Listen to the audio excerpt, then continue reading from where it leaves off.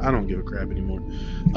It's only 2 episodes. Whatever Two this episodes mess, in. whatever this beast is. Welcome to the Screaming Boy Podcast. This is our first live episode, and I'm kind of at a loss right now because I've never really done a live episode of our own. It's always been somebody else running it, thankfully. So I'm a little scared. Somebody hold me. Don't be scared. Don't be scared. But right now I am joined by my co-host Adam Runyon. Say hello, Adam. Hello, Adam. Oh, there it is. I was hoping he followed up with that. And as you can hear, I can't. It's like you know when a bride and groom they eat their cake and it's like they're pushing it into their mouth and all of a sudden they slam it in there and kind of cram it in. It's like it's just obligatory. Obligatory. We're also joined by Jesse Starcher, our comic book correspondent. That's right. And host of the comic book podcast Source Material on the Radulich and Broadcasting Network. Say hello, Jesse. Ha ha! I cannot infringe upon what Adam just did, but I will say hello, everybody out there in podcast land. And we are also joined by the Invisible Man himself. Callback to another episode of Source Material, actually. Don't go back in the Screaming Boy archive looking for that one. It's invisible there. We're joined by our video game correspondent and all-around awesome guy, Justin Thomas. How you doing, Justin? Oh, doing pretty good. How's it going, guys? I'm well. So we decided to go ahead and do this live and try it out on Google Hangouts, put it up on YouTube, and see how that does. And right now, I'm telling you this: I am the most intimidated I've ever been by doing this live. What about you guys? Well, Jesse, you're an old hand at the live shows. Yeah, come on, geez, what are you scared of here? I'm People out there in internet land, nothing to be afraid of. They don't get angry about nothing or really watch every little mistake that you make or anything like that. They're a bunch of sweethearts.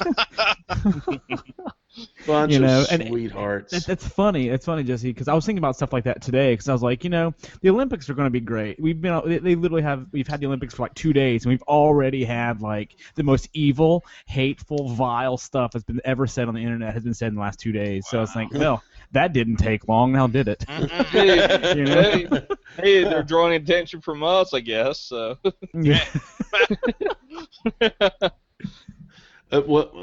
Yeah. Well, actually, the one thing that I saw recently on the Olympics was America, USA got its first gold medal, and we did. Yeah, and it was in the shooting event. So of course, so everyone broke the internet trying to make jokes about that. Well, you heard obviously who was the Olympic gold medalist was someone that. From your guys' home state. Yeah. Yes, and she has the greatest name ever too.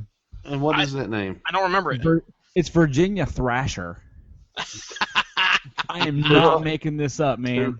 Virginia Thrasher from West Virginia won the first gold medal in the rifle shooting competition. Oh, that's awesome! How awesome is that? Oh, wow.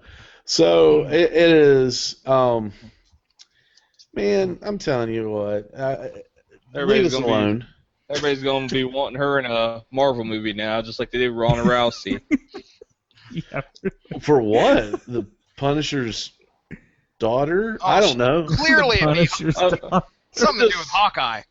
I'm just saying everything was like Ronda Rousey for Miss Marvel, and now I don't doubt that they're going to do something with her now too. You know. Well, I personally think she would make a really good Miss Marvel if she didn't have to act.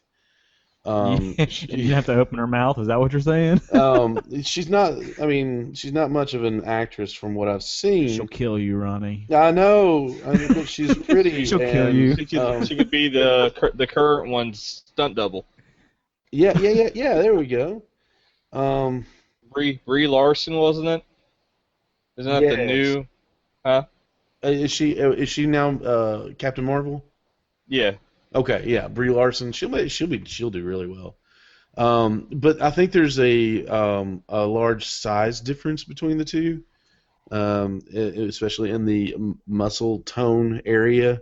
Probably. So, Ronnie, you're gonna get us all killed. I'm tiptoeing around this, like they actually are going to hear this and then hunt me down and say, "Did you call me big?" Rumor has it that Ronda Rousey was a moderator in a Pokemon forum, so she may. Yeah, she may. Just may.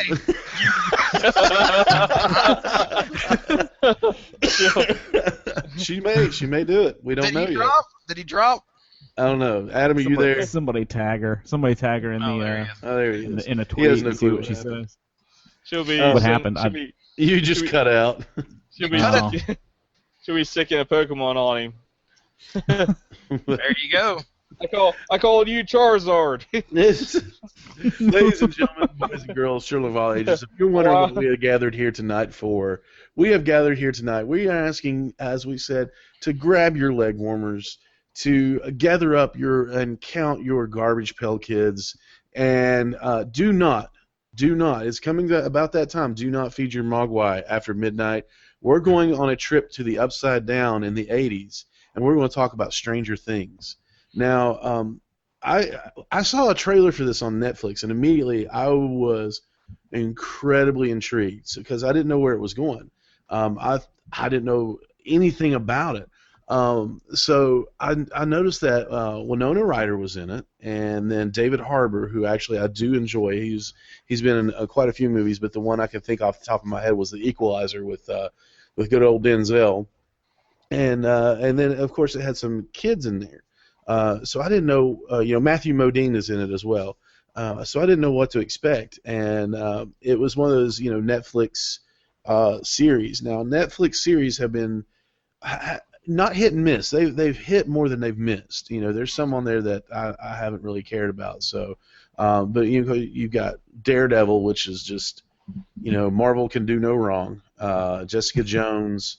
There was a couple of movies that I've really enjoyed, Netflix originals, and then you had Adam Sandler's Netflix originals, The Do-Over and The Ridiculous Six. So I was like, ugh. I don't know what to think about this. Oh man, there's trailers for Luke Cage, Defenders, and all that. Oh man. Yeah. So I mean, I want to give Netflix the benefit of the doubt on a lot of this. So I was definitely kind of pumped up for it, especially when I found out that it was going to be based in the 80s. So did you all? We'll start with Jesse. Did you see anything about it before, or did you catch all your information secondhand from people who were watching it or telling you about it? I think I caught the trailer first, like very shortly after it. After it came onto the. I don't know if it was right before it came onto the network, before it came on Netflix or not. But anyway, I watched the trailer. I really wasn't grabbed, and what grabbed me was definitely the response that a lot of people gave it on Facebook and social media. That right there was where I was like, okay, this might be something that's worth paying attention to. And me and the wife, actually, Ronnie, I believe it was you, it was like, hey, have you seen any of this? And I was like, I wasn't too interested. And you were like, well, cross over this, and this with this and this and this. And I was like, okay, I'm down. Calm down, Ronnie. So I said I want, at that point in time, I was like, okay, me and my wife really kind of enjoy shows like that. Right now, just kind of give you an idea of what we're watching after this particular series is a show called The Returned, and it's similar. It's similar in tone, but anyway, me and my wife kind of like that type of paranormal strangeness, X-Files goodies. So that was where I got the incentive to go and watch the show. See, knowing that about you, I knew because you're an X-Files fan and you enjoy, sci-fi, not so much horror, but sci-fi, a lot of sci-fi. In fact, we spent probably a good 45 minutes to an hour tracking down the name of a short movie for you. I can't thank you guys enough for that one. That was some hard work that went into finding just a sliver of what was in my brain from close to 15 years ago, and researching IMDb stuff and all that. For those out there that are wondering, I was looking for a time travel a time travel short film that showed up on a show called, oh man, what was the name of that show? It was on Sci-Fi Channel. You yelled at me about the name of it. I was like, it was called, I can't remember. It came out on the Sci-Fi Channel. Anyway, all they did was just show short films from different directors. And we had to do all I knew was something about what the plot was, what I thought it was actually completely wrong, except for the time travel part and kind of like, the thriller part of it. But anyway, before we go off onto that topic, I just want to thank you again for finding it. It was called, was it Jimmy? Billy? Jimmy. Billy? Bimmy? Bimmy from Double Dragon. Bobby, remember the name? Bobo? Jimmy Loves Mangoes or something like that. Jimmy Loves Mangoes, yeah. Something like that. Anyway, I posted on my Facebook feed. I'll post again because I absolutely love that. I love going back and watching it again. I'm glad it's on YouTube. Did it hold up over time? I thought it was all right. I didn't hate it. I thought it was okay. I mean, considering it was a 20-minute short film shot on limited budget, it wasn't like there were special effects. But I love Of course, you guys know I'm a big freaking mark for time travel. So count me in. Yeah. So, Justin, did you hear about this firsthand from the Netflix trailer, or was it from social media friends here? Secondhand, like Jesse was saying. Pretty much, I just heard from all you guys, and then I heard it from my friend Mike, and basically I was like, okay, can you just tell me kind of about it without any spoilers? And he just kind of basically described 80s stuff to me because he knows I'm a big 80s fan. I'm into everything 80s. And I was like, okay, and then I read the synopsis for it, and I was like, yeah, I'm watching this. And I actually end up binge watching the whole series. Yeah. I did as well. Could not stop. I mean, it was just pulled me in. Oh, it was incredible. Adam, what about you?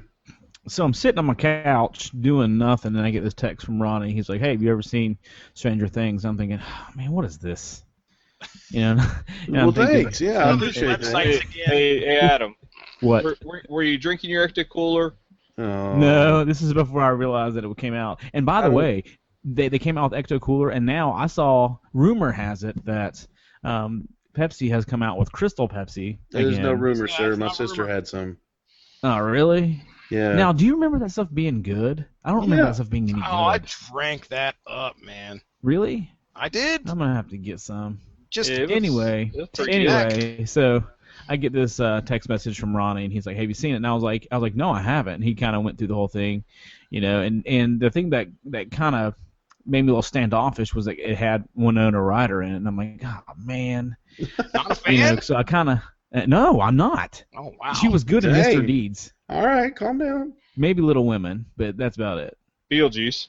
But anyway. Yeah, what about that? Anyway, it was a couple of days that I got to watch it, and I remember I had about an hour to blow, and I was like, I'll go ahead and watch it. I watched it and I was like, holy cow, this is so good. So I started another episode. I ended up watching 3 episodes in an evening. And I was texting the whole time. I was like, what happened to Will? Is Will gonna live? I don't know. What's going on? And he's like, I'm not telling. And I was like, I Yeah. hate you. Yeah, I was pretty rough on him on that. So basically, you all are saying, in not so many words, that you have me pushed to it on us. thank. Yeah, you pushed it on us, man. So, oh goodness, that was disgusting. I apologize. You know, cough button didn't- right there. You didn't cough up something with that, did you? A lung maybe, I don't know.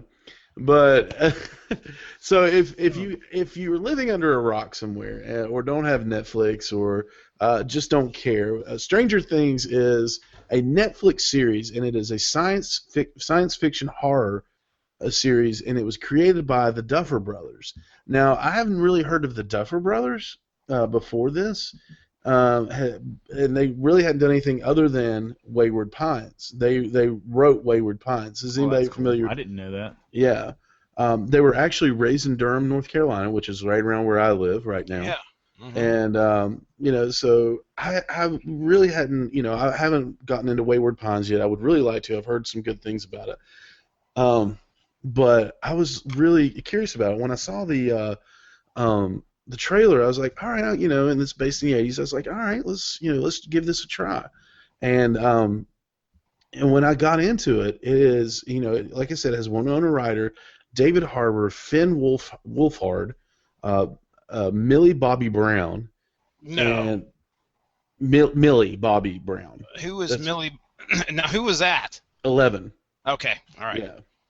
And the plot, basically, it follows the disappearance of a young boy, who is Will, and a telekinetic girl who helps her friends in their search for the young boy, while the boy's older brother and the town police start their own investigations. And it just goes off the rails in a good way. It does. It really does go off the rails. I mean, it spirals out of control. But the whole time you're just like, I can't stop watching this. This is so stinking good. Yeah. And it's set, and the thing that really got me, it is set in the 1980s, and I think Indiana, and Yeah. And it bases, I mean, like it's an homage to 80s pop culture, and you can really feel like the different works of all these different directors and different things like that, like George Lucas and the writers like Stephen King and Steven Spielberg and definitely some John Carpenter in there, and different movies that go along with it. I think, Justin, you said something about parallels to Poltergeist. Yeah, I was talking about that earlier. Yeah, and even the title of the second episode, if you all hadn't noticed, was based after a title of if y'all can name it, I'll give you some cool points after an 80s horror movie. Y'all remember? I don't remember. What's the second episode name? Yeah, Chapter 2, The Weirdo on Maple Street. Oh, so, Is that it?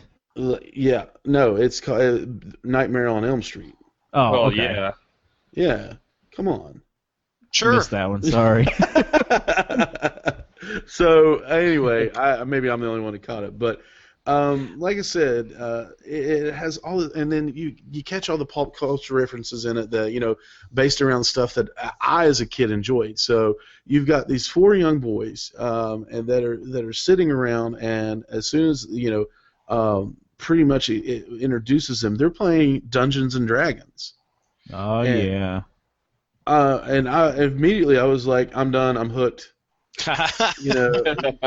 These kids are. Man, it's so great though, and I don't mean to interrupt, but one of the best lines in that thing, they were like, yeah, this was a short campaign. It was only 10 hours. You want I to know. ask someone about Dungeons and Dragons? Ask Jesse about that. Why would? Okay, now listen. I played Dungeons and Dragons. Maybe. Immediately he puts the boxing gloves up. Hold on now. Now I played Dungeons and Dragons once or twice in my life, and I remember you not the telling me actual this. D&D. I remember you telling me a story about this, though. Is this the Kron story? It might. I I believe Okay. so. Okay, I'll tell this quick story, and I promise we'll get right back to it, Ronnie. D&D. Yeah. I sat down. I played D&D. I think actually one time. I played plenty of other RPGs. Don't get me wrong. But I never sat down and played D&D. I don't know if it was too intimidating to me, or I just I didn't feel like worshiping Satan. But it was. It carried that stigma in my life for quite a while, believe it or not. So I believe I'm sure it did it for some of you guys. But anyway, I sat down and I had the most interesting, crazy experience. I was kind of a grown man at that point in time. I think I was like 17 or 18, so I'm on the cusp of adulthood. And I was invited. Not to interrupt you, but I think that applies to all four of us now. We're kind of adults. Still working on it. We're still working on it. We're trying hard not to, though. We're trying really hard not to be. That's right. Sorry, Jesse, go ahead. No, you're right. So I get invited to go over, and my buddy Jason, he's like, dude, we got to go play. I was like, okay, because Jason was all about it. He's been wanting me to play forever and a day. Now, we went over and played at somebody, it was a coworker's house. So we sit down and we start playing. Now I'm into having a good time with my buddies and playing, rolling the dice, shooting the crap. I think there's an internet video of some guys playing. It was all CGI. I don't know, you guys probably remember this, but it's a bunch of people sitting around playing D&D and, hey, I want to shoot the fireball or something crazy like that. Well, that's the kind of crap I was used to. Who's got the Cheetos? Anybody want a Mountain Dew? That was the kind of stuff that I was used to. Now, the people I sat down with got into character, and that scared the ever-living crap out of me. Because her husband, this guy I knew just, passingly while I was working, was somebody that was a nice guy, but when we sat down, he became this, he was this thief, and of course he held up to his what are they called? You like chaotic good or lawful good, lawful bad, I can't remember. So anyway, he becomes that guy, Kron the thief. Yeah, he takes his role seriously, man. Dude, never went back. And then to top it off, I see the guy at least probably close to 10 or more years after that, working at Walmart pushing the carts, and every time, Kron!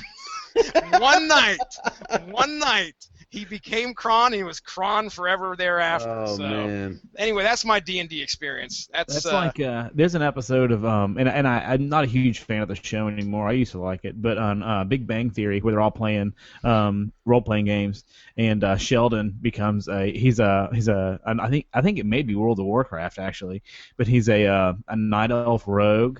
And everybody hates him. He's like, don't you guys know the rules of a role-playing game? He's like, I'm taking on my role. They're like, yeah, but you don't have to do that in real life, And he was like, well, why not? I'm just, just staying in my character. And it's like, I don't know. And that's exactly what that reminded me of.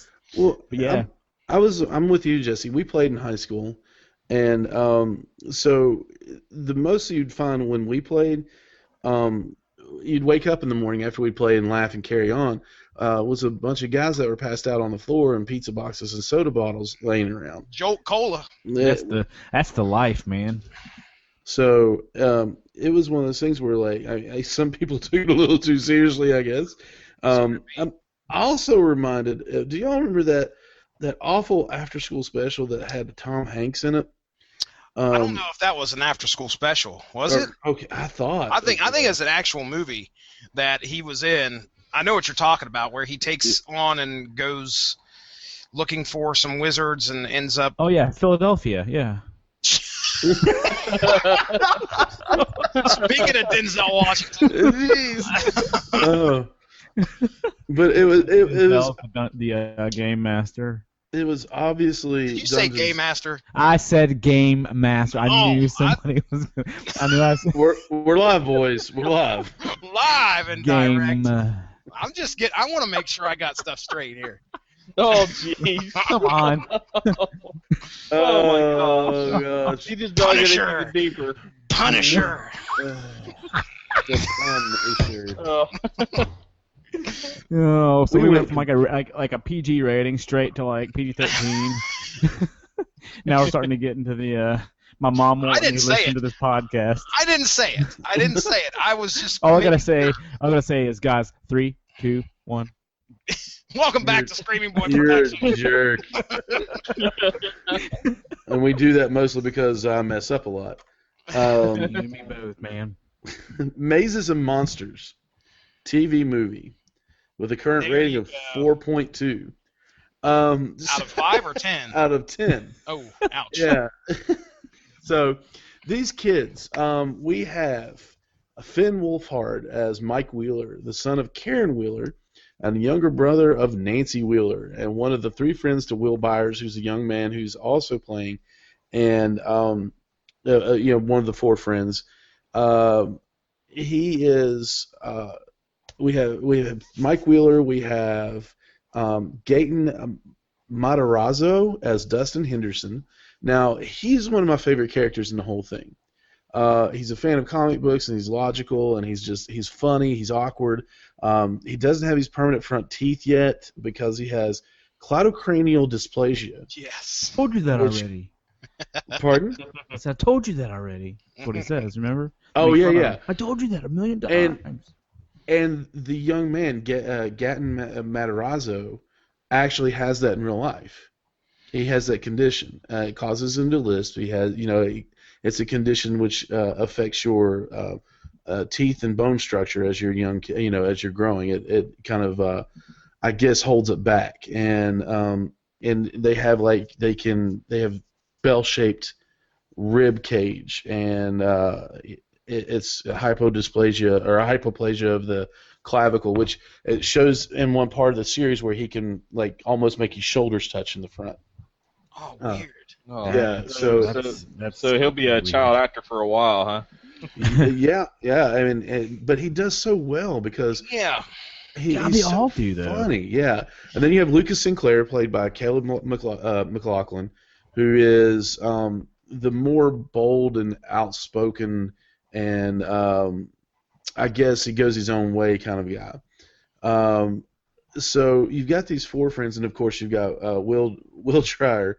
You've Mike Wheeler. I mean, Will Byers. Will Byers, you don't see a whole lot of in the movie or in the show. Really. Just in that first episode. And so on their way home from Mike Wheeler's house one night after playing Dungeons and Dragons, it was a short campaign, like you said, it was only 10 hours long. So they go home, and young Will Byers disappears that night, and we find out it was due to something stalking him in the woods, and we never see what it is. It scares him so bad. He runs home. He thinks he's made it in, and just all these crazy things start happening in his house, and he knows it's in the house with him, so he runs out to the shed. He loads a rifle that they keep out there, and to no avail, the rifle lands on the floor, and he is gone. So we are greeted by his mother, Joyce Byers, who's played by none other than Winona Ryder. And I'm telling you what, as playing the frazzled mother, single mother of two boys, Will and Jonathan. Jonathan is the teenager of the two. She did such an amazing job in this series because I remember receiving a text message from Adam saying, "Oh my gosh, Winona Ryder is really." He's like, the exact text message said, "Excuse me, Winona, your crazy is showing." No, man. Let me tell you though. Like I said in the beginning, I'm not a fan of Winona Ryder to begin with, but oh my gosh, she knocked us out of the park. I mean, this was a home run for Winona Ryder. I mean, she even she did her hair like the frazzled look, like a mom that hasn't showered in like a week, and when she and the house they live in is not. I mean, they're not rich. They're kind of a lower class house. I mean, she makes do with what she does, but I mean, you really get that sense of all my friends from the 80s. You know what I mean? Like that house, like all my friends from the 80s lived in a house like that. You know, so So not only did she knock that out of the park, it brought back memories of me reliving like 1987. Actually, this took place in '83, but you get the point. Well, somewhere It's around awesome. there, yeah. It's awesome. I don't think does it. Was it specific in the year? Yeah, the very first episode says Hawkins, Indiana, November of 1983. Okay, yeah, I remember that now. I want to say one thing about that, though. I mean, do they actually... I mean, I've noticed this with a lot of movies, a lot of scary movies. They place a lot of scary movies, it seems like, in Midwest. Well, if Yeah, you you're look right. at it, if you look at the Midwest, though, there are no mountains. There's a lot of trees. There's nowhere really to run other than into the forest. You know, where things are a little creepier. I mean, mostly you had like Super 8 was even filmed. Yeah. Like in God, that was a good movie, Indiana too. It was in Indiana also, I believe. So there's not a whole lot of places to run. So I mean, you know, to get away from things. And let's be honest, the only horror movie that I could name that was ever based in like West Virginia was Wrong Turn, and they got everything absolutely incredibly wrong. And then Freddy Krueger was in the Midwest. Yeah. I mean, So and what Justin is saying is, don't move to the Midwest, you may die. or And if you're listening Maine, to this and you're in the Midwest, run. or Maine. Do not live in Maine. because Maine. Steve- Or you can live in Oregon though, because Oregon has pirates and cool treasure and stuff like that. Yeah, but Maine is pretty much all Stephen King creatures. Yeah. Hey, little boy. They should make like an 80s horror / sci-fi map and put it that's out a there good for the idea. United States. That'd be pretty cool. That's a cool idea. We just got a tweet from that guy Dave G-Pie. Hey, I've heard of that guy. Hey, Dave. Yeah, that guy Dave G-Pie, David Gillespie. He's a wonderful guy. He's a good friend of mine and Adam's, and he actually says Outcast on Showtime is set in West Virginia, and I had forgotten about that. I don't have Showtime at this moment, but that is one show that I really want. I mean, if you want to, I believe it's still up. The first episode is on YouTube. Outcast is a comic that was written by Robert Kirkman of Walking Dead fame and Invincible fame.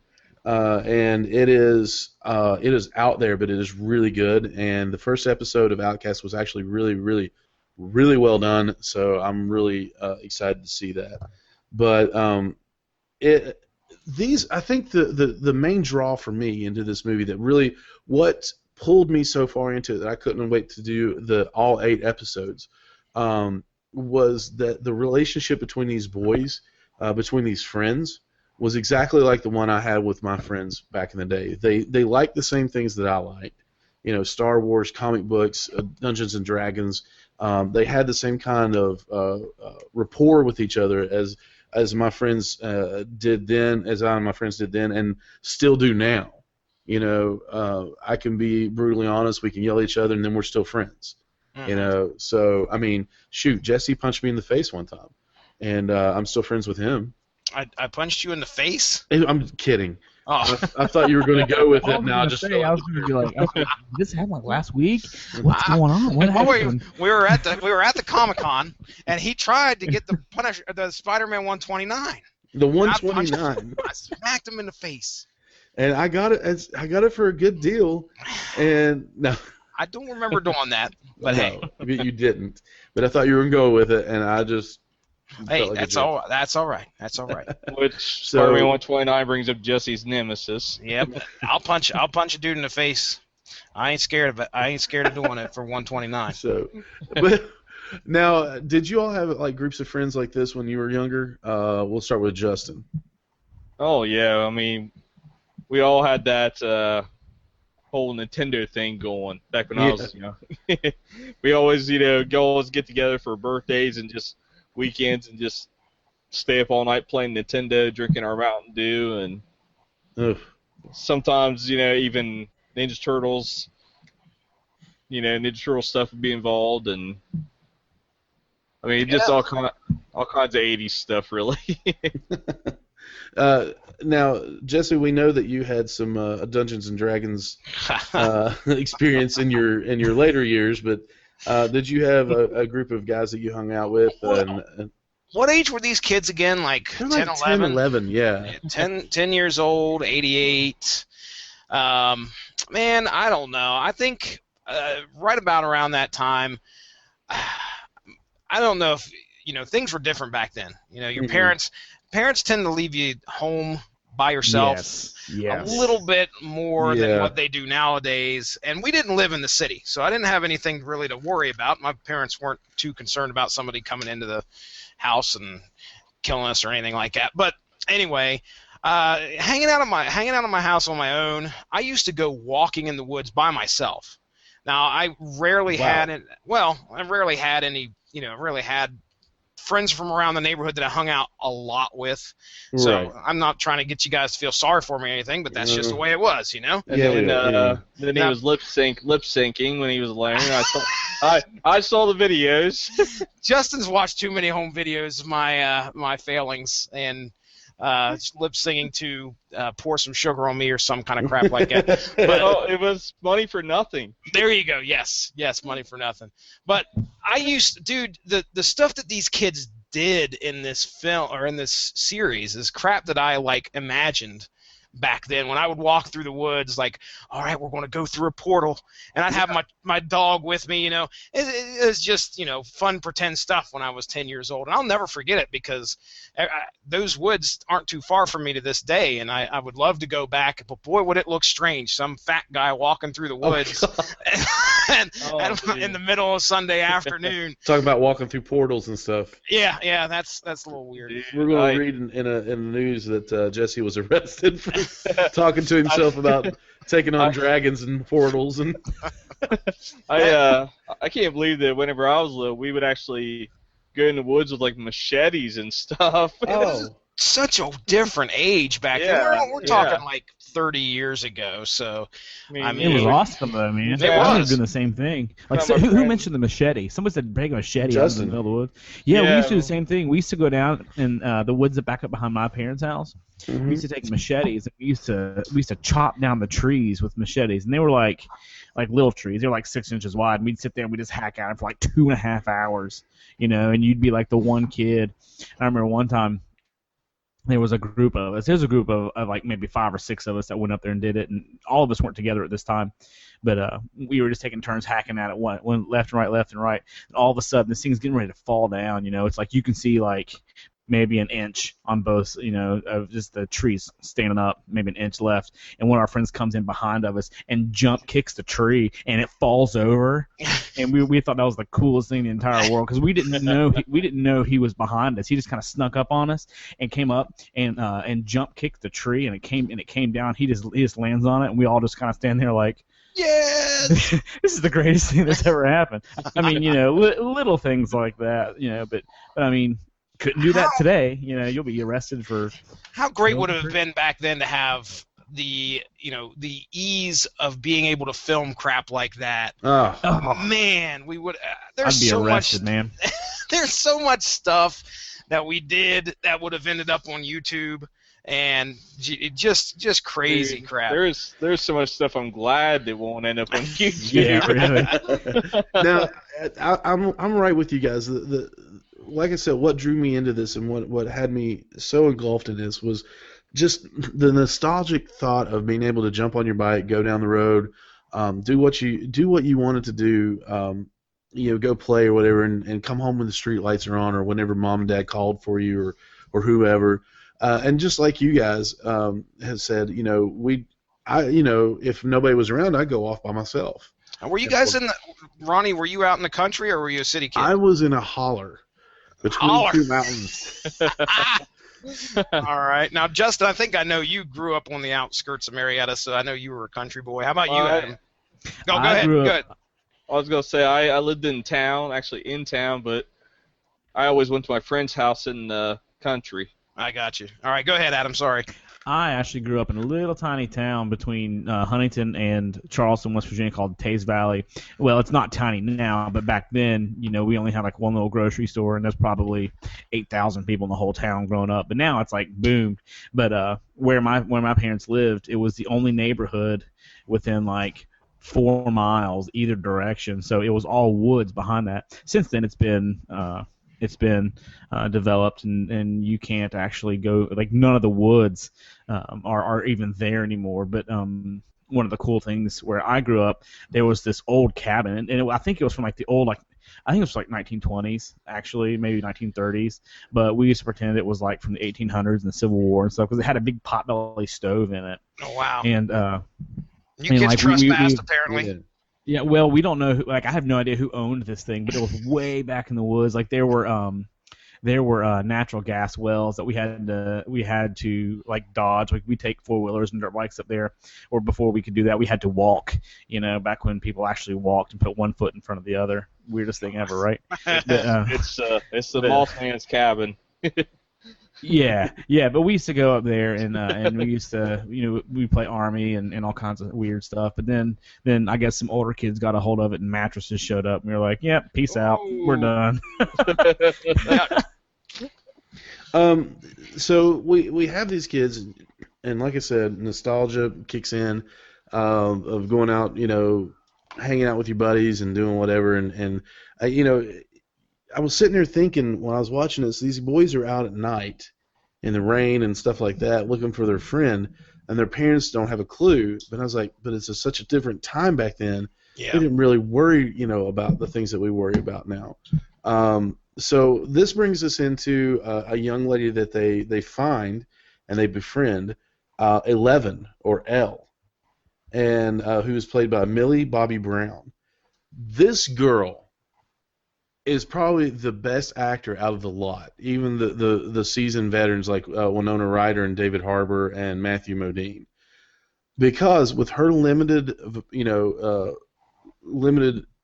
lines in the show, and even dialogue, her limited dialogue and the character's limited vocabulary, the facial expressions that this young lady portrays in this series, and just how she reacts to things and reacts to Mike, and who she has a stronger bond with than she does Lucas and Dustin. She just blew me out of the water with how well she did. Did anybody else notice this about her? I think she had that fire starter kind of feel to her. Yeah. Yes. Yeah, good call. I didn't even think about that. Like Drew Barrymore with the telekinesis. Mm-hmm. Yeah, absolutely. Now, of course, we find out that she has psychokinetic abilities like telekinesis. That's the only one that she really portrays in this. And then for a great amount of the series, and then we find out she can travel and speak to the people in a different dimension, which we'll get into here in a minute. The way she was introduced, she escapes from this government facility, and she runs into this man at a diner, and immediately she has her head shaved, and she's wearing hospital gown and all that, and she's trying to steal some food, and the owner of the diner catches her. He says, "Hey, what are you doing over there, boy? Quit! What are you doing?" And he thinks she's a young boy, but he looks at her and realizes that she's a young girl, and immediately he's like, "Ooh, something ain't right." So he befriends her. He becomes nice, and he gives her food. He tries to talk to her, tries to figure out where she's from, and then Jesse, what happens after he does all this out? What else do you think is going to happen? She escaped from a government facility, and they're on their way to try and find her. And let's just say our dear diner friend, who's a big dude, meets an unfortunate fate. He's the Big Show. He's a big guy. Yeah. He's a big feller, and you get, of course, you feel sorry for the guy, because he realizes that she's either been abused or she's lost or whatever, and he takes her in and then calls CPS, and well, guess what? CPS is not who they seem to be. And he proceeds to get a bullet to the brain. Luckily, though, I believe she escapes. She does. Yeah, She gets out. who puts the bullet in his head? That's really important. Who was it? Was the girl, the lady It was a woman. Yeah. It was a woman. It was a woman. Right, It was she a said she cover-up. was right. Exactly, and and that's really important because it's like she escapes from a government facility, and all of a sudden this woman shows up. Who's like, "Oh, I'm from social services," and he's like, Yeah. He's like, I didn't expect you this soon. She's like, yeah, well, we like to get these things taken care of. He turns his back, and bam! It's just like, holy crap! Whoops. This Yeah. is so awesome. It takes you by surprise for sure. She's just a little old lady, you know, that looks like a nice lady who's there for the welfare of the kid, and that is not the case. She pulls out a Glock Not with at a all. silencer and just drill. Well, I don't know if it's a Glock, but she pulls out a pistol with a silencer and just drills him in the head. And I was like, I really like that character. I really like that guy because he was so nice and he was, trying to help her. And that at that moment was the moment. It was the exact moment in this series that I became very audible and scared everyone around me. I think because I yelled. I was like, no, Oh gosh. no, it was like that's just not right. And because it takes a lot for me to. Not a lot. I mean, I enjoy whatever I watch, but for me to become so caught up in it that I'm talking to the screen, it's got to be really. It's got to be. I have to be really engrossed in it. So this show, and we sound like we're just singing doing nothing but singing the praises of the show, but Because there's really nothing not bad much about else it. to do. Yeah, there's nothing bad. Like, I'm not gonna say there's nothing bad about it, but there's nothing bad about it. Mm-hmm. I will say that there was one part that I wish they would have done. Like I was watching it, and this tells you how they really screw with your 80s mindset. They get you drawn into this. And you're just like, oh yeah, it's the part where they're all riding on bikes and they have 11 on the back of it. Yeah. Oh, straight up ET. Yeah. I mean, These government, I'm not gonna say government workers, but these there he government is. hitmen. Can you hear me now? Did I drop out? Yeah, you're good. Keep going.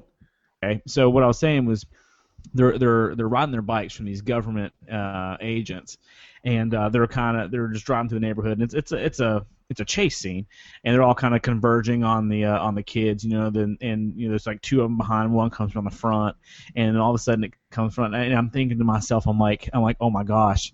11 is going to pick them up, and they're going to fly on just their waiting bikes. for it. This is going to be so Waiting awesome. Waiting for it to happen. And then all of a sudden, she slams down with her telekinesis or whatever, and the front of that van slams into the concrete and does a flip over those kids. And I stood up and I was like, yes, and I was like, I mean, it's just one of those things. It's like, it took something from the 80s and made it so much better, and that's the only thing I can say about this show is that it takes everything that's awesome, like all these kid adventure movies that nobody makes anymore, and they should absolutely make kid adventure movies, but nobody makes these anymore. They took everything good from these movies like Goonies and Stand By Me and E.T.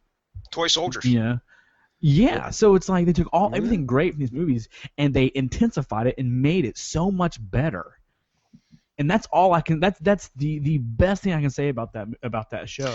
Is it takes everything awesome and makes it so much better. It's very genuine in the fact that it feels 80s because they really don't hit you over the head with so much cheesy nostalgia. There's homages, but they're not like so They're overt. subtle. They're subtle. Yes, exactly. They're not so overt in your face. It's very subtle, and it's because this had the potential to be like, absolute cheese factor 10.0 if they wanted to drill the 80s into the ground, and they didn't do that.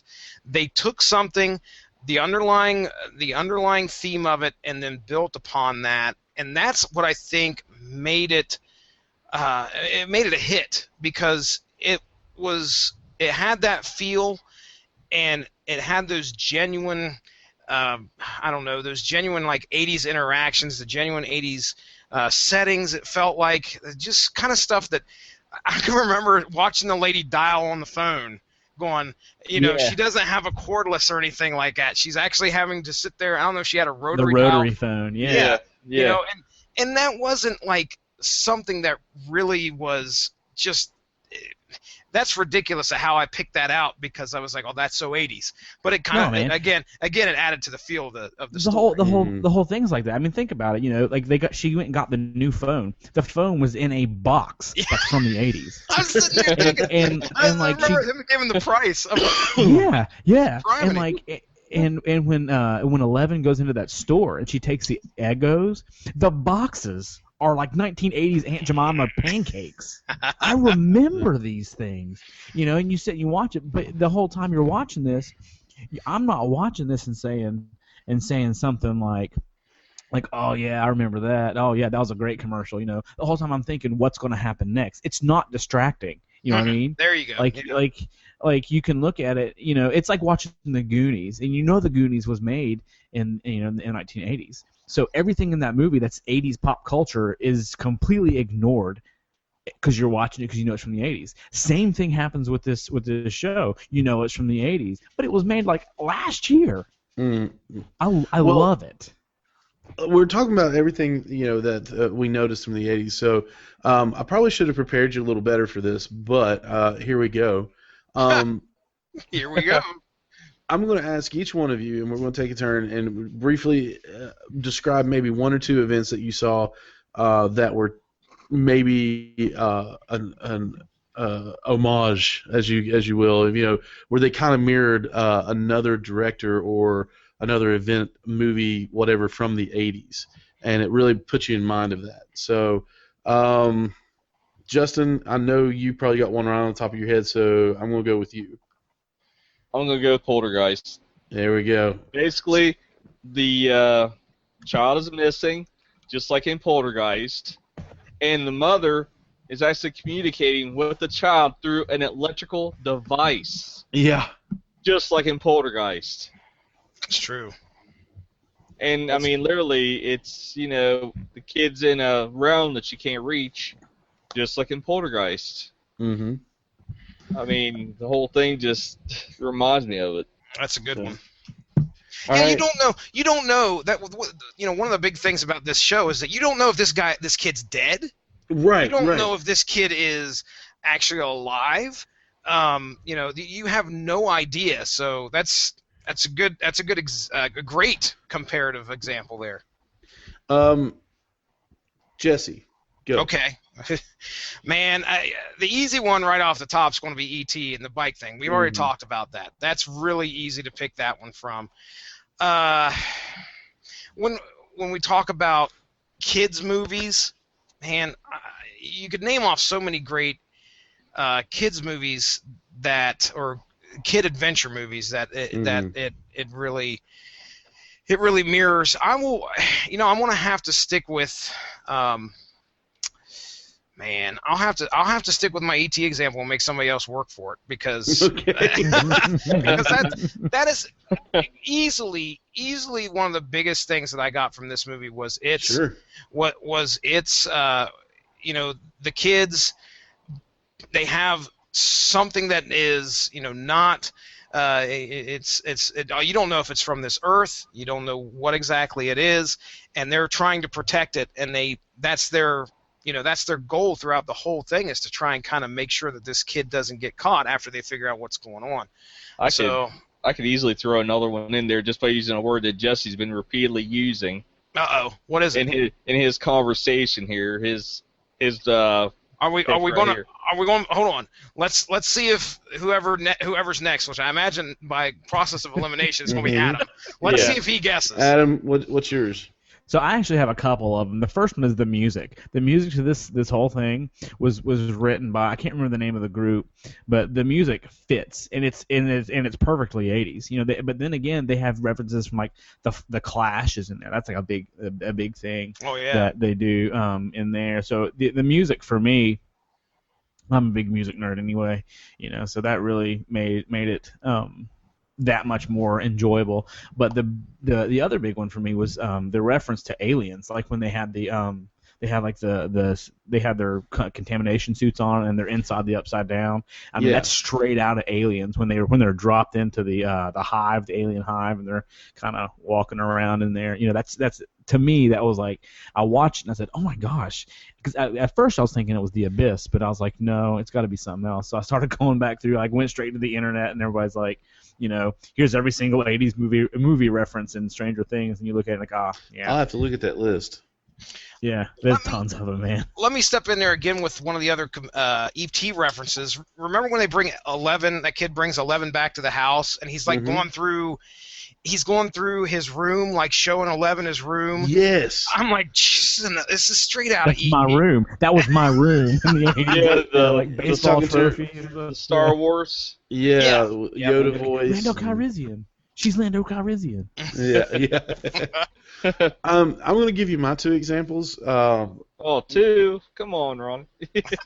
Well, they're going to be quick. They're going to be quick, maybe. I can do what I want. 2's going to take the rest of the time. Shut up. But no, the first one is, of course, it's a little darker than this movie, Stranger Things is, but I'm going to go with the Goonies. Okay. Yeah. Goonies because is it Barb? No. No. These 4 young boys are sort of the social outcasts because of their likes. They're nerds. And people, back then it wasn't an easy life if you were a nerd. I can see. Yeah, it's not like it is now where it's like everybody wants to be a nerd. I'm like, Yeah. You don't know what it's like. I can see I was gonna say I can see a likeness between Dustin and Chunk, the attitude. Yeah, exactly. And I just want to look at people like Adam. Adam said, you haven't lived it. You merely embrace the nerdiness. I was born into it. Yeah. So anyway, as we quote a 2000s movie. Yeah. But the thing is, like another thing, the reason I said like I'm serious when I said it was Barb because the girl that plays Barb in that movie looks just like oh gosh, what's her name from the Goonies? Yeah. Oh my gosh. Yeah. It's the glasses, man. From the Goonies looks just like her. I mean, the big glasses, the short hair, just kind of that other girl, Uh-huh. Yeah. So, but yeah, there's a lot of likeness between Chunk and Dustin. One of the things that makes me like that kid so much, the Dustin, is because they bring Elle back and she's soaking wet because she's in the rain, and they bring her some dry clothes, and they're like, hey, these are these are clean and they're dry, so go ahead and put them on. And she rubs them against her face like she's never felt laundered clothes before. And so he's like, go ahead, put them on. And she stands up and starts to take her shirt off. And they're like, no. And they all go freak to the bathroom. out. Yeah, they're like, they're turning their back and freaking out. And they were talking to each other. And he was like, Dustin was like, did you see her? Did you see she went like this? And went to, like he was taking his shirt off and knocked his hat off. And you could tell that moment was not scripted. They knocked his hat off, but I was like, I used to do stuff like that all the time. I would try to do something and goof it up immediately. And the other correlation that I really picked up on, in my opinion, and it's not really an 80s. I can't remember what year it was released. I can't remember if it was early 90s or 80s. So I'm buying time so I can look at that. But you come up with it, I'll look for it. 1990. I found it that quick, but internet, Google machine. But it was 1990, so it was close. But it was it. Oh, you just gave. Use the one I was going to say. That's a good one. The word that he's been repeatedly using. Shut up. Use a But Stephen King's It. The slingshot. Yeah, the slingshot. All the kids that are dealing with things. It's not a slingshot, guys. It's not a slingshot. It's a wrist rocket. cannon. The wrist rocket. That's what it is. You Wrist messed rocket. it up. But you've got this group of kids that have to deal with this otherworldly evil, and they're the only ones that really understand it, or that are brave enough to do it, and it follows them into adulthood. But that doesn't really happen in Stranger Things. But the adults and the kids are both dealing with something that is much, much stronger than them. Well, Ronnie, they don't understand. there is a sequel. Could be adulthood. Oh, the Stranger Things. Yeah, they're coming out with a Yeah, season 2. So, but I think they're picking right up where they left off, though.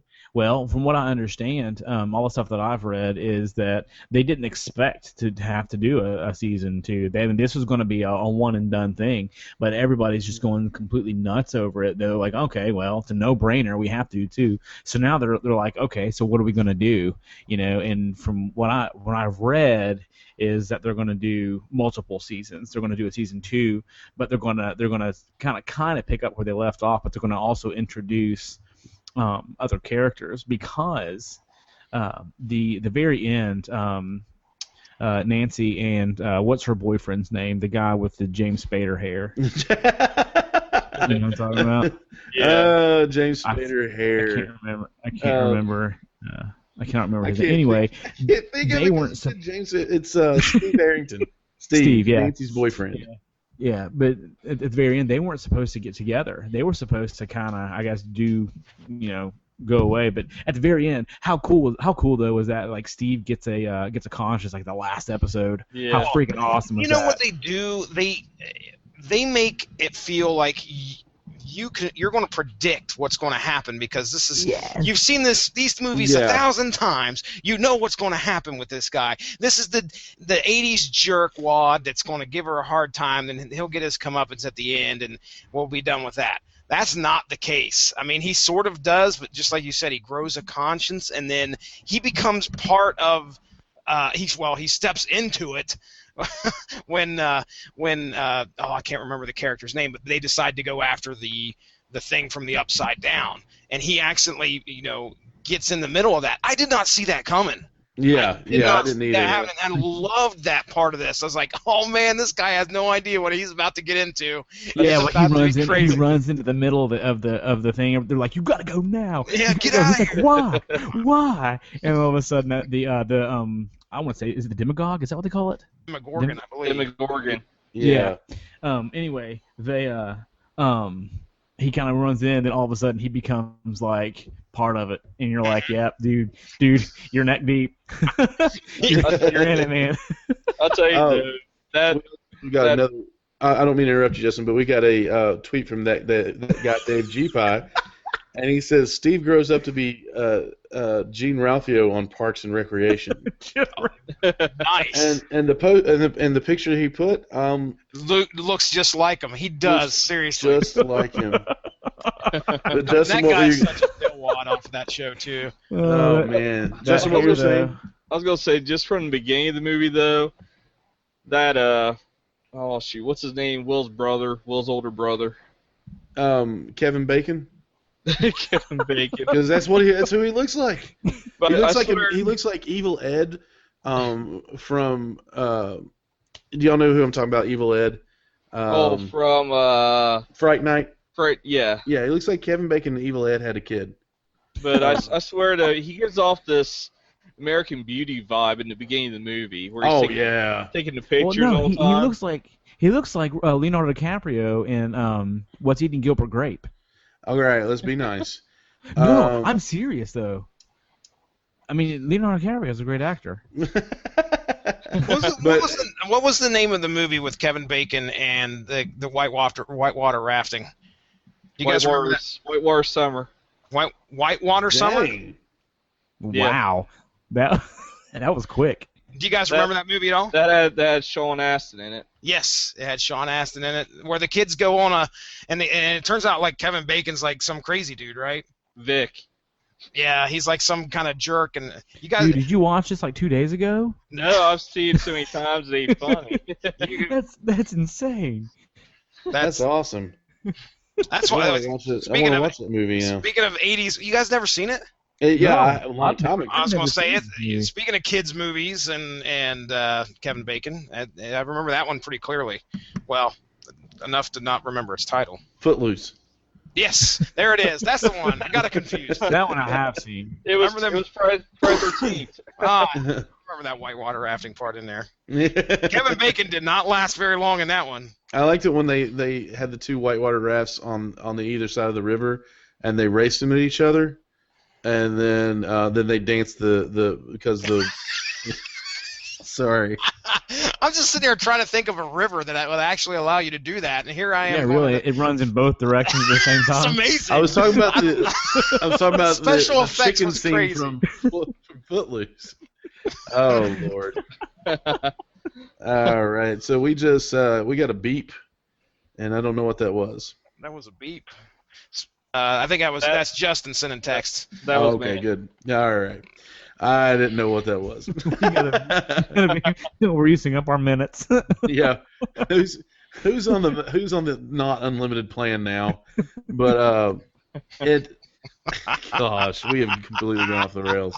I do want to say also the creature looked like Slender Man. I swear it did. No, I to me swear. it looked like the plant from what's that movie with Little Shop of Horrors with Rick Moranis? Audrey? Audrey. Oh, the name Yeah, of the plant. Audrey 2? Yeah. Audrey 2. I'm just saying from the beginning though, when it just had like the long arms on its Yeah, no that was face. terrifying. But I hate Slender Man without then when it passion. was in the wall, when the stuff was coming out of the wall, it reminded me of the Frighteners. Yeah.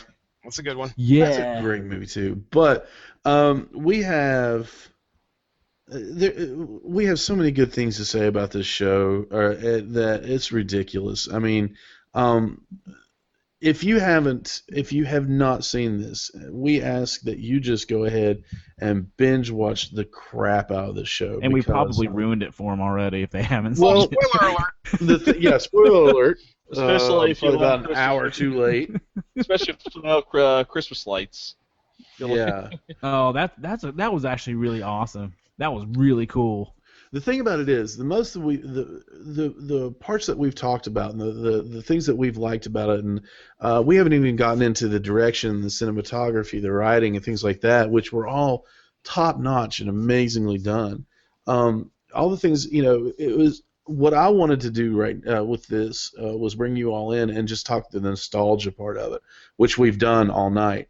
This whole show, because it references the pop culture that we were raised on, that we were growing up, and that that has formulated and formed who we are, and that's what we really like about it. And that's what I speak for myself. I don't know about you guys, but this show brings back so many memories. And if you weren't raised in the 80s, or if you don't know much about the 80s, that's okay, because you get to look into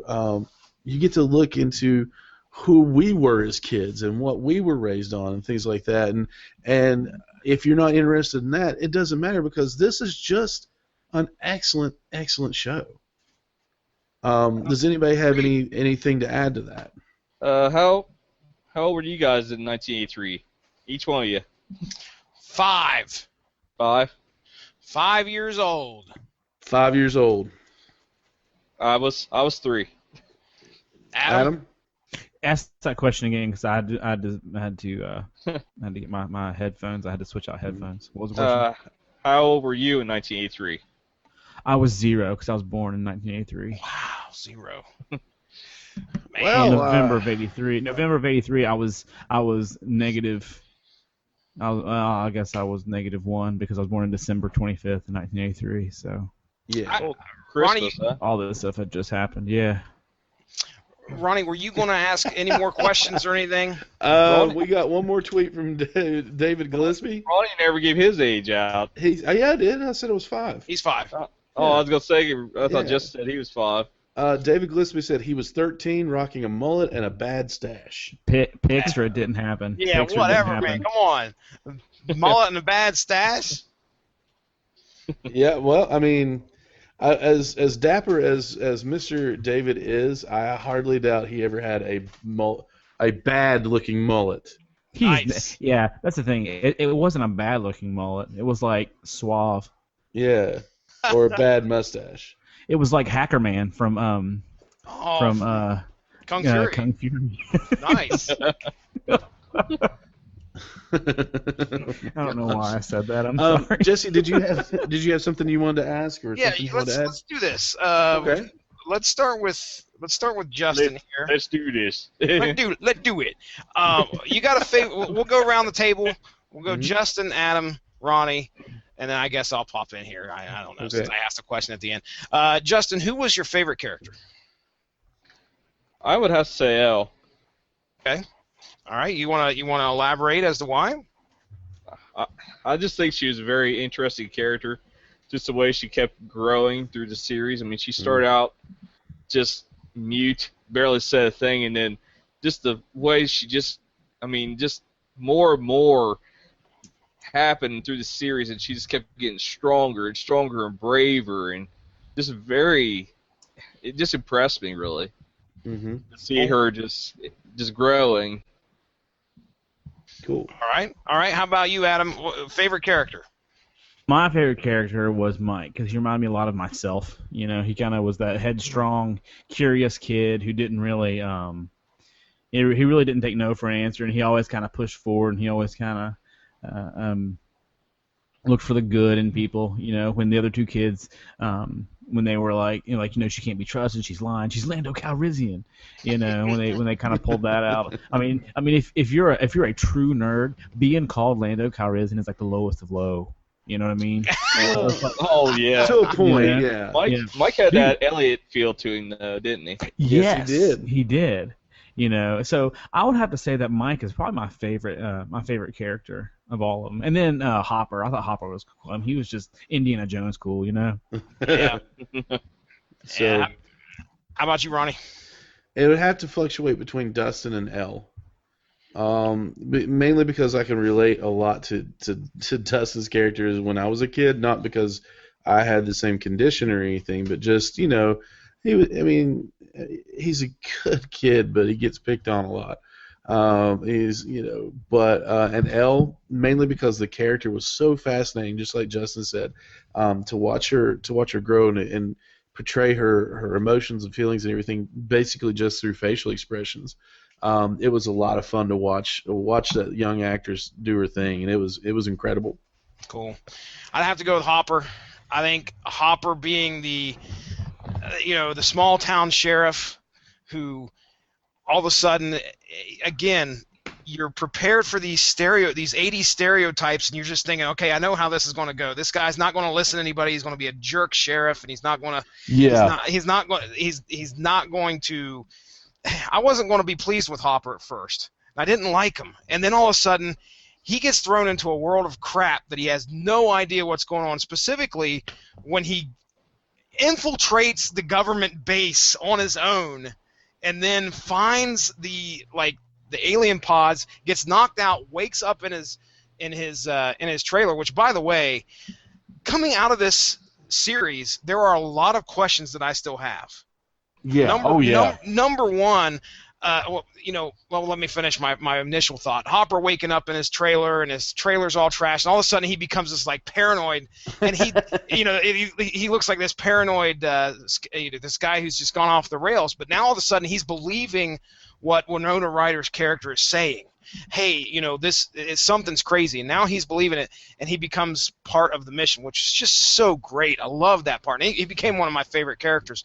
But at the end, there were a lot. When you finish the season, you don't get all the answers, because I at least maybe you guys can clue me in. Can I ask a real quick question? If you guys want to step in, if you guys have read something about it, at the end when he's putting stuff in the box. Yeah. Are you talking about the very, very, very, very end? The very end, when Hopper gets picked up by I think he leaves the hospital, or I can't remember what it's called. I think he leaves the hospital, and he gets into the car, which I thought he was, I don't want to spoil that part, but he goes and why not? We spoiled everything else. He gets in the car, I'm thinking the guy's going to die. I'm like, I thought he switched his life, but he doesn't die.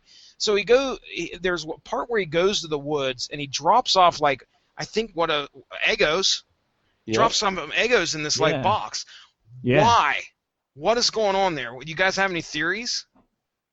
No. Well, I kind of have a theory. I think that at the very end when Elle, and this is a major spoiler, so if you haven't seen it, just go ahead and stop now. Yeah.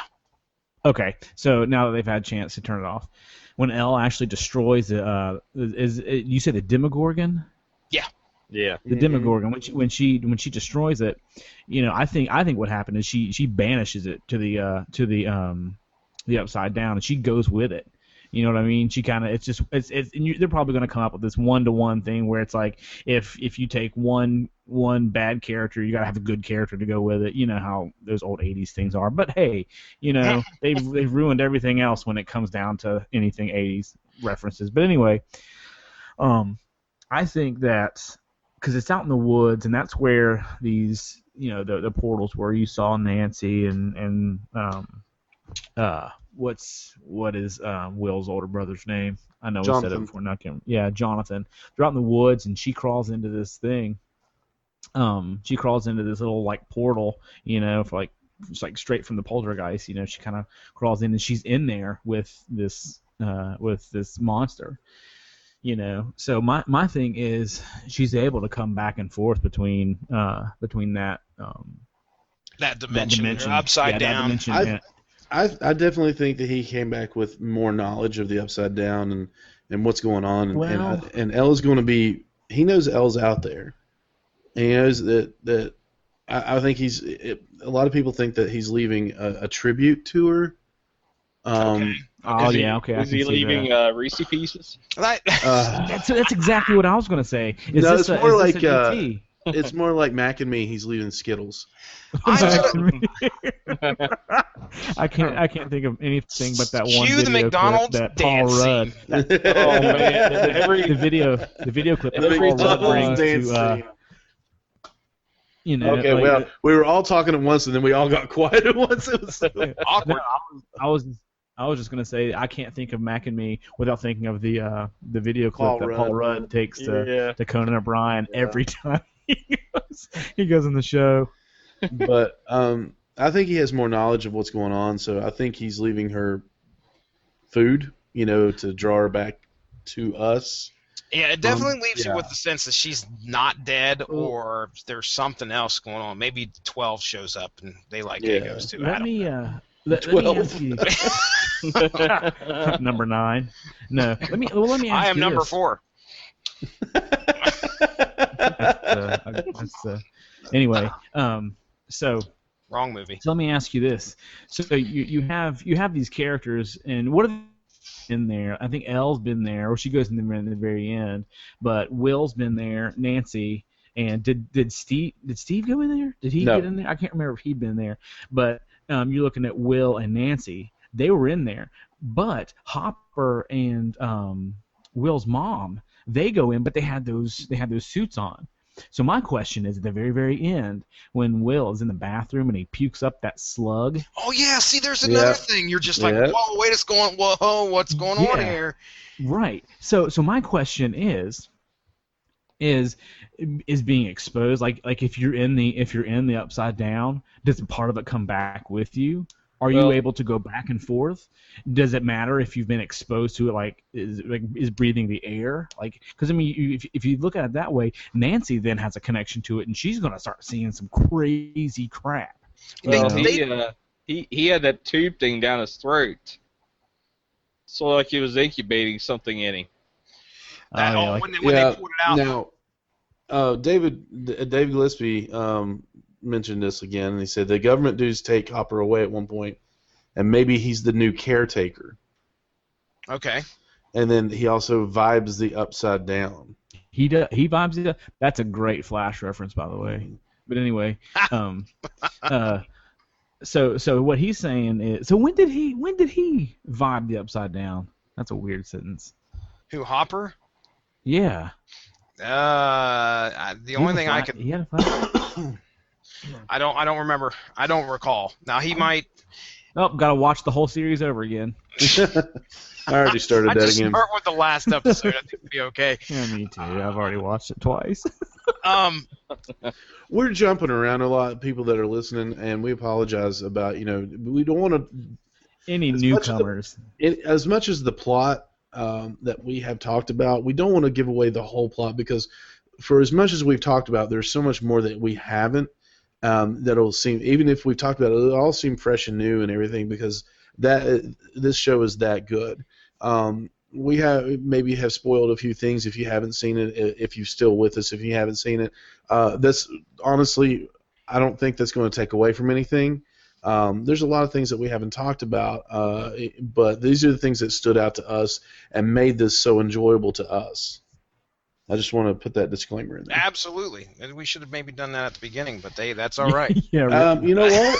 This is our first The beauty live of show. editing. The beauty of editing. How many There's no people editing this, pal. We're live, man. We're live, pal. How many viewers do we have? Dave's obviously tuning in. Who else? Anybody else down there? No. I don't know. Nice. I don't know. I don't think we got to worry about spoiling anything, man. Dave needs a shirt. He needs to get a T-shirt just for watching our first live one. Will in the bathroom. He vibes. Yeah, sorry. Yeah, not Hopper. I'm sorry, I misunderstood him. Okay. Yeah, it was Will. We all that whole bathroom scene with Will, that was like Poltergeist as well. Remember Yeah. with the worm. Slither. Yeah. Gosh, call me. So, Yeah. well, Call my guys, mama. let's do it. Let's do this. Give me one takeaway from this show. If you could tell somebody, why, if somebody looked at you and said, "Why should I watch this?" You know, what is the one sentence that you could tell me, who has never seen it, or tell them who's never seen it, that would talk them into watching this? Okay. Justin, go. Oh man, me first. Jesse, go. The good thing about me going first is you guys can't just say repeat, all right? You guys can't repeat what okay? Exactly. So, all right. If you enjoy sci-fi and thriller and horror, this does a great job of bringing those elements together in a season that feels very complete.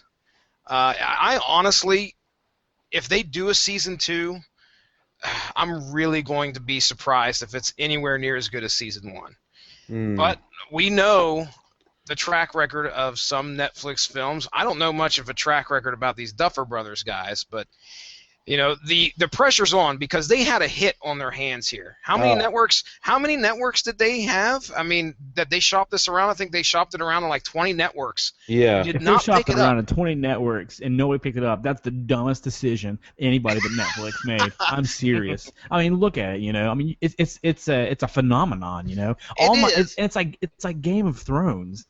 I mean, where the heck did that come from? Everybody's now reading George R. R. Martin books because of Game of Thrones. Yeah. You know, and it's people I would have never thought. You know, same thing with this one. God, people are idiots sometimes. Well, tell us how you really think. What's good about this though is that you can binge this. And I don't know if something like that could survive on an actual network. No, you had to wait. But they did a great job of making you, at the end of each episode, hungry for more, which is very important for any type of TV series to live on. So anyway, if you're a fan of those 3 elements and you enjoy that feel back when you were watching stuff in the 80s, give it a shot. I'd say first 2 episodes you're not hooked, then you know, go get make sure that you have your pulse checked, and then I think anybody who likes that stuff would enjoy it. So check it out. Justin, I will say pretty much anything from the 80s anybody can say that they've watched, I pretty much can link into this movie, or this series, I should say. I mean, seriously, if you like anything from the 80s, you're going to love this. I mean, I can't see. I mean, it's hard to explain. I mean, it's just that good. Adam. What I would say is, if you like kid adventure movies like The Goonies or Stand By Me or E.T. or anything like that where it stars kids, you know, because nobody ever does kid adventure movies because they don't want kids to get hurt. But sometimes kids just need to use their imagination. You know what I mean? The kids need to just branch out and not watch, something that's going to keep them safe, something that's going to not, it's like, oh, don't go there because you'll get hurt. No. These kids have to branch out and go out on their own. This is that. If you can't do that now, I mean, because you can't in this day and age, but if you're a fan of the kid adventure movies like The Goonies and Tim Me, then you have to watch this movie because it does an incredibly good job of paying homage to those old movies, but it does it in a way that you don't notice it, and it's a completely different monster, I guess would be Demogorgon. Yeah. My final thing would be to look at somebody and say, listen, if John Carpenter, Steven Spielberg, I forgot all the awesome directors I had in my mind that quick because I was looking at a tweet. Craven, but I'm going more like, okay.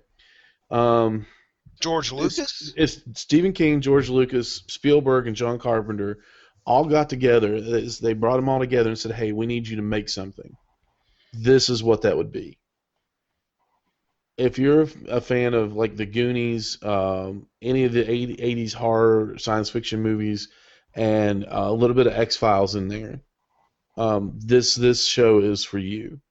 It's more than for you. But if you just like good acting, great cinematography, the way it's shot and everything, this is more than going to fulfill that need that you have.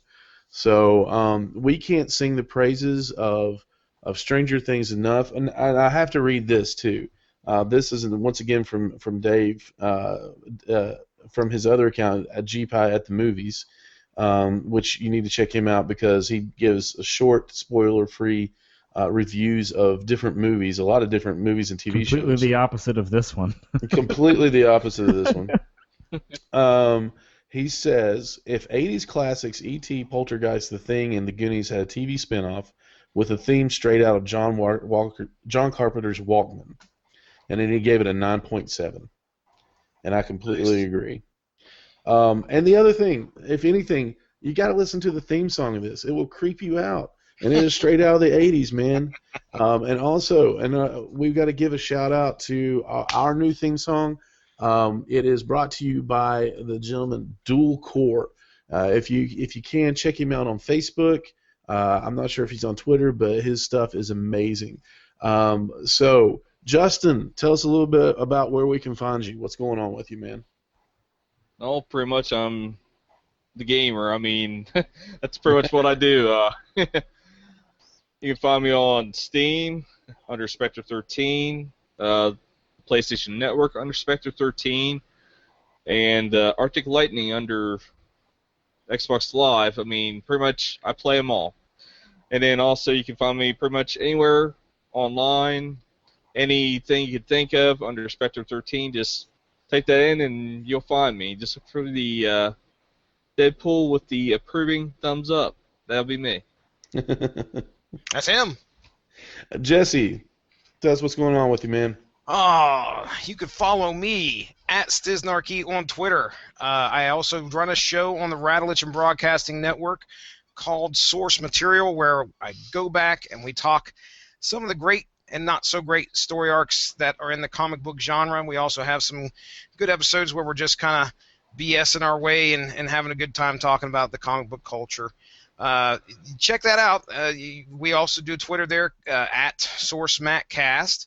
I'm on a lot of other podcasts. I want to thank you guys. I want to thank you, gentlemen, for having me on here tonight. A lot of fun. A lot of fun talking to the Screaming Boy guys. There is a Metal Hammer of Doom that I was on this past Tuesday, where I got to talk about a new project that the lead singer of Clutch is in. It's called Dunsmuir, and me and Mark Radulich got to discuss that album. So if you guys like metal and you like Clutch, maybe you can go check that out. That was a lot of fun. Coming up here tomorrow on the Radulich and Broadcasting Network, I will be discussing with one Ronnie Adams. Yes, sir. A planned Jason Teasley and my there's buddy. Your mistake. That's what went wrong. There's your problem right there.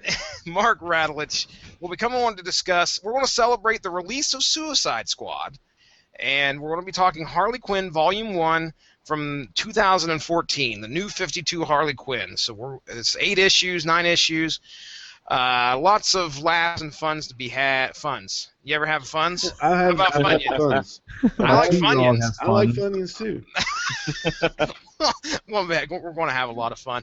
And As I soon as don't know. As soon as I hear Funyuns, I keep thinking bad lip reading. Oh, Funyuns. I think Now I think of every joke that's made about my last name. Oh, ouch. But it's cool though. Now I've got to start coming up with some new material for Adam here. Adam Funyon. I never put that together. So Oh my, seriously? seriously, dude, never. I don't Man. pick on people because their names. No. I mean, I would never You're do anything creative. like that. You created- Jesse you created Farcher. See, the most creative one I ever got was Radish Onion. Oh, But, jeez. you know. Wow. Jesse, finish My plugging plug? your stuff. Yeah. So Sorry. anyway, I believe at some point, it's going to be this week or next week, we will be discussing with one Jason Teasley the return of the Cheap Seats. Yes. From the Cheap Seats podcast, we're going to be discussing all sorts of fun stuff. Usually when football season hits, we've got the fires burning. They're relit. We're chugging on down the podcast canal. What do you think of that? Yeah. I don't know where that went, but I went with it. I We're was heading along for the there. ride. Hey, we got He-Man, Jesse. That's right, buddy. Sometime this month, me, Ronnie, Justin Thomas, the Invisible Man himself, and a new source material guest by the name of Matthew Elder who will be lending music for the intro and outro, most likely, of that show. We will be discussing. Now, Adam, do you remember the comics you got when you bought your He-Man toys? When I got my He-Man, oh, you talking to me? My He-Man toys? What are you talking about? Do you remember the comic books that used to come with those? Oh yeah. I know what you're Okay. talking about. Okay, All yeah. right. So there is 2 huge, I'm talking like, I don't know, 2-inch thick volumes out there of all the comics that came out with the figures plus the storybooks, and we're going to pick 2 stories, I think is what we decided on. Each of us are going to pick 2 stories from those books, and we're going to discuss them and talk about the fun world of He-Man and the Masters of the Universe. So Nice. that is my 10-minute plugs. You guys want me to go another 5? Because I'll pull up the schedule. No, I'm just kidding. Okay. Adam, what's going on with you, man? I have recently got back onto Twitter. You can find me at Adam is a nerd because that's the only one that wasn't taken. What else? I'm going to be tweeting out a bunch of really cool stuff. As you saw during this live broadcast, I was kind of tweeting out some stuff. There's a really cool. I'm not gonna say really cool, but there's a poll that asks you what your favorite character is. So check out anything that I put out on there. I'm hoping once we get everything squared away, Ronnie, you and I, we're gonna get the website updated, and we're gonna put some cool stuff out on there.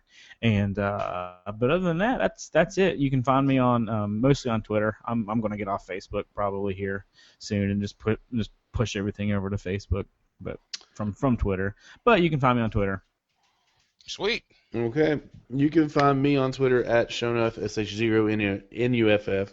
You can find this show on Twitter at Screaming Boy PR.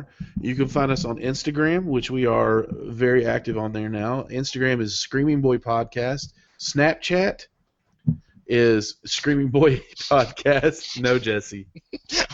No, Jesse. Dad joke coming up. Dad joke. So Snapchat is Screaming Boy Podcast. We also have, you can find us on iTunes. You can find us on Stitcher, TuneIn, and the Radulich Broadcasting Network. We will be back on there shortly. And then you can also find us at www.screamingboy.com. You will not find an updated website right now, but we are working on that. So be sure to keep tuning into that because we're going to have a bunch of stuff coming through. And then I think that's pretty much it. Other than Facebook, just look up Screaming Boy Podcast. And we really want to hear from you. So you can email us at info@screamingboy.com, or you can find us on Twitter, Instagram, Facebook, any of that, send us a line. Let us know. Let us know what's going on in your life, what you think about the show. As long as you're nice to us, we'll be nice right back. Go on iTunes, give us that 5-star rating, click subscribe, tell your friends about us because we wanna holler at them too. So, folks, I hope you have enjoyed the show, guys. I've had a blast tonight. Thank you so much. And Jesse, you're part of the Screaming Boy family along with Justin and all the other guys. You are our correspondents now. That's right. We've got we got plenty more room as well. So guys, let us know what's going on. You all have a good night. Dave Gillespie, you're awesome. You the man. On Twitter at gpie at the movies, and he's also known as that guy Dave Gpie on Twitter, where he has a hilarious Twitter rants and very They're great, man. Oh They're man, awesome. he's phenomenal. I'll give a shout out to his mullet. His mullet pictures He are incredible. did post a picture of it, which is kind of funny because it was like almost instant. I asked for pictures and he delivered. Right there. He also says hashtag Adam Funyuns. Let's get this trending. Oh, God. And it has been retweeted and liked twice now. So you brought guys, yourself, Adam. You did. You did. Hey, Y'all have a good night. What, Adam? I was gonna say I normally do. It normally happens that way. We're out. Bye. My hip hop will pop the shot.